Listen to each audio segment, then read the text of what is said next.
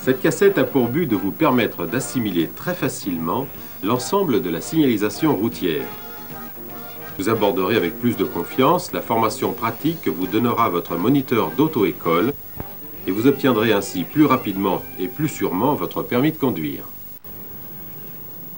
Les panneaux ont 3 formes différentes correspondant à 3 fonctions principales.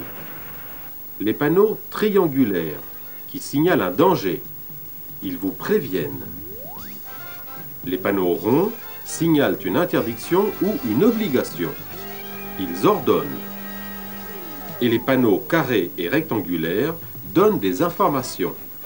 Ils indiquent. Les 2 premiers types de panneaux sont souvent accompagnés de panonceaux qui donnent des indications complémentaires. Les panneaux de danger sont en forme de triangle avec une pointe en l'air. Ils sont blancs avec une bordure rouge. La nature du danger est précisée au centre par un symbole. En général, ils sont placés à 150 mètres du danger ou 50 mètres seulement en agglomération. Un grand nombre d'entre eux vous signalent des dangers liés au tracé de la route. Ce panneau vous prévient de l'existence d'un virage à gauche qu'il faut aborder avec prudence. Dans la même famille, on trouve virage à droite, série de virages dont le premier est à droite et série de virages dont le premier est à gauche. Ces panneaux sont souvent accompagnés de panonceaux de distance ou d'étendue.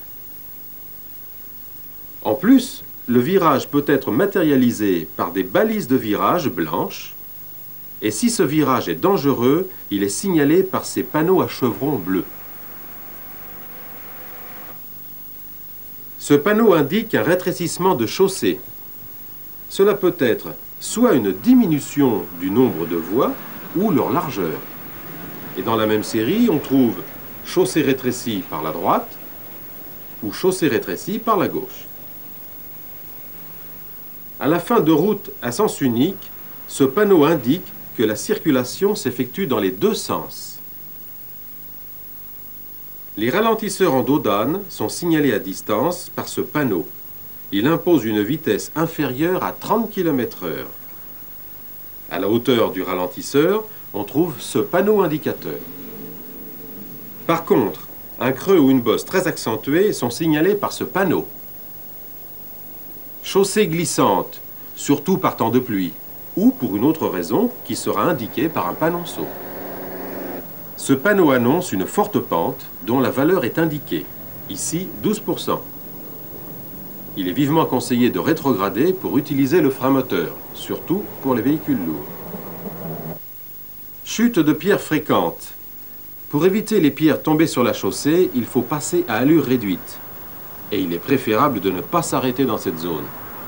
Ce panneau vous signale la proximité d'une zone exposée au vent. La force et la direction du vent sont indiquées par une manche à air.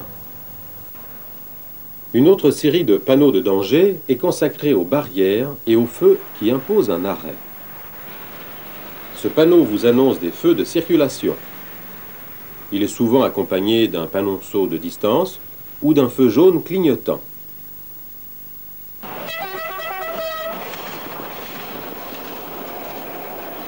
Les passages à niveau munis de barrières manuelles sont signalés à 150 mètres par ce panneau. L'intervalle entre le panneau et les barrières est jalonné par ces balises espacées de 50 mètres. Un passage à niveau automatique est signalé par le même panneau, mais avec un panonceau particulier. Enfin, les passages à niveau non gardés sont signalés par ce panneau. Au croisement des voies est implantée une croix de Saint-André, ou celle-ci s'il y a plusieurs voies traversées. Les trains ayant toujours la priorité de passage, l'obligation de marquer l'arrêt peut être confirmée par un feu clignotant rouge ou un panneau stop. Si les voies ferrées traversées sont électrifiées, les panneaux seront munis d'un panonceau caractéristique. La proximité d'un aérodrome est signalée par ce panneau. Lors du passage d'un avion à très basse altitude, la circulation peut être interrompue par des feux rouges clignotants placés sur ce panneau en croix de Saint-André. Un pont mobile est signalé par ce panneau et une chaussée débouchant sur une berge ou un quai par celui-ci. Un troisième groupe de panneaux de danger concerne la circulation d'autres usagers de la route. Les passages piétons, qui doivent toujours être abordés avec prudence, sont signalés par ce panneau, suivi de celui-ci au droit du passage piéton. À proximité des écoles, surtout, ce panneau vous prévient du risque de voir des enfants traverser la chaussée. Il faut toujours être très prudent. Ce panneau vous avertit que des cyclistes peuvent déboucher sur la chaussée indifféremment de droite ou de gauche. Par contre, après ce panneau, les cyclistes ne viennent que sur votre gauche. Attention, passage possible de cavaliers, de troupeaux de moutons ou de vaches, ou encore d'animaux sauvages, surtout en forêt. Quand il n'existe pas de symbole pour définir le danger, on trouve ce panneau accompagné d'un panonceau précisant la nature du danger. Les panneaux d'interdiction sont ronds, avec un fond blanc et une large bordure rouge. La nature de l'interdiction est indiquée par un symbole, sauf les 3 panneaux de circulation interdite à tout véhicule, quel qu'il soit, sens interdit, la circulation n'est autorisée qu'en sens inverse du panneau, ou interdiction précisée par une inscription. Tous les autres panneaux portent un symbole. Par exemple, interdiction de tourner à gauche à la prochaine intersection, ou interdiction de tourner à droite, ou de faire demi-tour, ce qui est souvent une manœuvre dangereuse ou gênante. Ce panneau vous indique un passage étroit où vous devez laisser passer un véhicule venant en sens inverse. Ces panneaux d'interdiction peuvent aussi ne s'adresser qu'à certains véhicules. Accès interdit aux caravanes, aux poids lourds, avec en plus un panonceau, ou aux cyclistes, aux cyclomoteurs, aux automobiles et aux motos par le même panneau. Une vitesse excessive étant une des sources d'accidents graves, des panneaux imposent une limite. Ces panneaux sont souvent accompagnés de panonceaux qui précisent soit l'étendue de la limitation, l'affectation de cette limitation à une voie de circulation, à une catégorie de véhicules, définie par un symbole, ou par une inscription.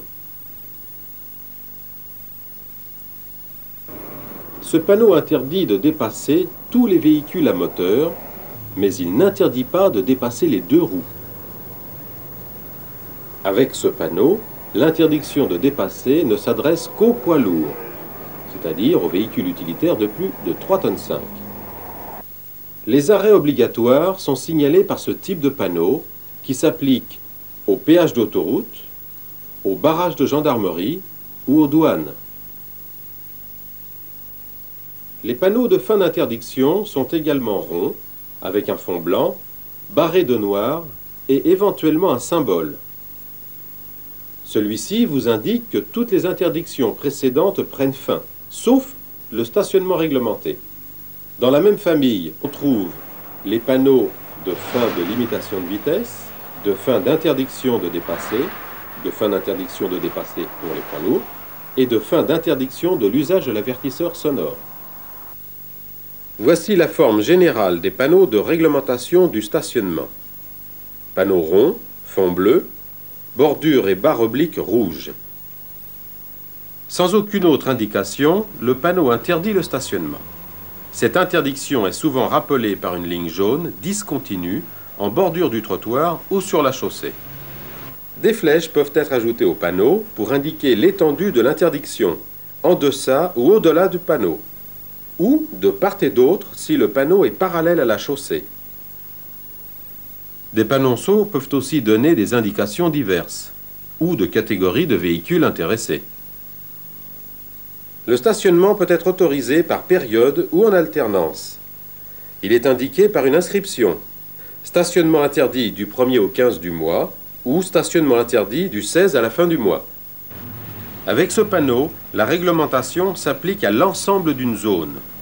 Par exemple, une rue entière ou toute une agglomération. Le symbole du type de réglementation figure sur le panneau même. Stationnement payant, stationnement interdit dans toute la zone, stationnement limité par disque ou alterné par quinzaine. Des zones peuvent être réservées aux livraisons et indiquées par ce panneau. Les fins ou sorties de zones réglementées sont signalées par ces panneaux barrés de noir qui reprennent exactement les mêmes symboles. Fin de zone à stationnement payant, ou interdit, ou limité par disque, ou alterné. Enfin, ce panneau particulier interdit même l'arrêt. Il est souvent accompagné de lignes jaunes continues en bordure de trottoir ou sur la chaussée. En dehors des interdictions, il y a des obligations qui sont signalées par ces panneaux ronds à fond bleu et portant un symbole en blanc. En premier, il y a les directions obligatoires à prendre avant le panneau. Ici, il faut tourner à droite ou tourner à gauche si la flèche est dans l'autre sens. Ici, il faut contourner l'obstacle par la droite ou par la gauche. En second, les directions obligatoires à prendre après le panneau à l'intersection suivante.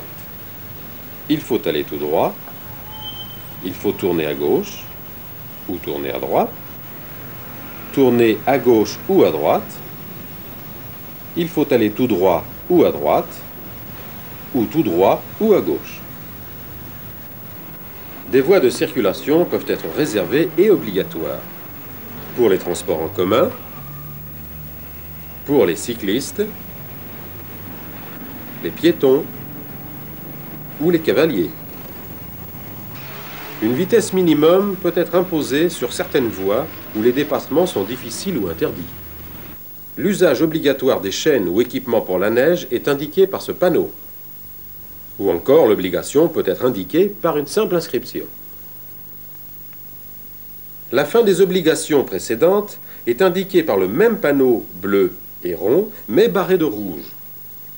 Fin de voie réservée aux transports en commun, aux cyclistes, aux piétons, aux cavaliers, fin de vitesse imposée, fin de l'obligation d'usage des chaînes et fin de l'obligation mentionnée, mais ce panneau ne porte pas de barre rouge. En dehors des panneaux classiques, des balises sont utilisées pour matérialiser d'autres dangers ou particularités de la route. Les balises blanches, à l'extérieur des virages. L'extrémité de ces balises peut être peinte en rouge dans les zones enneigées en hiver. À ne pas confondre avec les balises d'intersection munies d'un anneau rouge. Elles signalent plus visiblement des petites intersections. Balises de virage prononcé ou dangereux. Les chevrons sont dans le sens de la courbe. Balises de rive, appelées aussi délinéateurs, pour délimiter la chaussée. Balise d'îlot, la flèche indique le sens du contournement. Enfin, manche à air qui indique la direction et la force du vent. Les panneaux d'indication sont de forme carrée ou rectangulaire. Le fond est bleu avec symbole blanc ou blanc avec bordure et symbole bleu. Pour la circulation, il vous indique, par exemple, une voie à sens unique ou une voie sans issue, ou que la voie à la prochaine intersection est sans issue, que vous avez priorité à un passager 3. Il vous donne le sens de circulation sur une grande voie, ou l'affectation du sens sur ces voies, ou encore le sens des voies sur une chaussée abordée. Ils peuvent vous indiquer également une route réservée aux automobiles, la fin de cette route réservée, ou encore une vitesse conseillée, et la fin de cette vitesse conseillée. D'autres panneaux vous donnent des informations diverses, comme un parking payant, le stationnement des caravanes, une indication écrite. Il signale un arrêt d'autobus, ou de tramway, ou encore un hôpital. Les panneaux à fond blanc vous indiquent la présence d'un bureau d'information, d'une aire de pique-nique, d'un camping, caravaning, d'un téléphone de secours, d'un poste de secours d'urgence, d'un sentier de randonnée pédestre ou d'installations accessibles aux handicapés. Ce panneau vous informe de la fermeture d'un col et celui-ci de risque d'incendie de forêt.